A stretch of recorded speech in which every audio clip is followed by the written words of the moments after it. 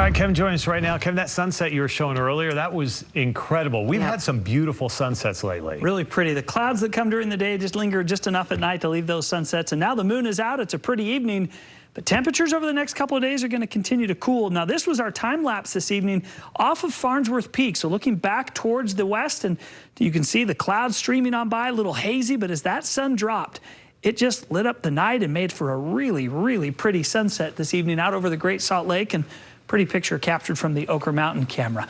As we talk about our water watch, I wanted to show you what we're currently doing and how we're doing. The white line indicates the 10-year average, and plugging in this week's data, we're currently 1% over the 10-year average. It's September, folks. We can back off on the watering. Go turn your sprinklers off to adjust them so we're not putting water as much as we did during the summertime. And in many cases, you can skip a couple of days. We just don't need the same amount, and we're trending above. We don't want to finish the year above normal. We just don't have the water to do it. So make sure you go and adjust those sprinklers, turn them off, and start conserving. I know we've been conserving the whole time, but now's really the time. As we head through the cooler side of September, we don't need as much water. KSL Vortex, a few showers that were dancing around southwestern Utah have waned in the last little bit, but there's still a few cells out there. You can see that west of Fillmore, out along Highway 50, there's still a few pop-ups that are hanging on. They'll go to bed tonight, but they'll be back tomorrow. The overall pattern continues to be of moisture being drawn in from the south and blossoming in the afternoons. 65 right now in Logan, 68 in Rock Springs, with 70s in Vernal, Price, 76 in Provo, and how about 84 in St. George right now, 83 in Moab. So as we look to kind of the big picture, there's two areas of high pressure. One over the Four Corners, and one is kind of bubbled up on its own in the Pacific Northwest.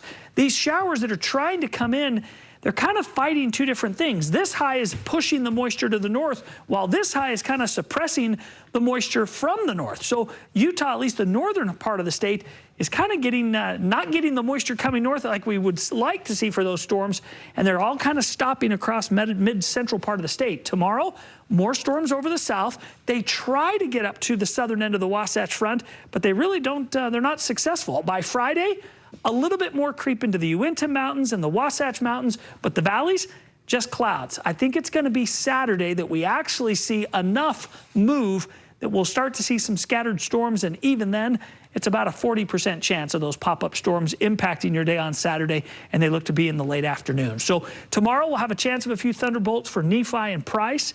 Added the rain for Richfield, and those showers continue down into central and southern Utah. Loa to Panguitch, Cedar City to Beaver, the best chance of getting that rain. St. George, an isolated chance of a thunderstorm, 94 for the high, and it's looking like about a 40% opportunity. Friday the same, 30% on Saturday. We dry it out and keep temperatures in those low 90s, which is below normal for the first half of next week in St. George. Overnight, we're looking at partly cloudy skies tomorrow.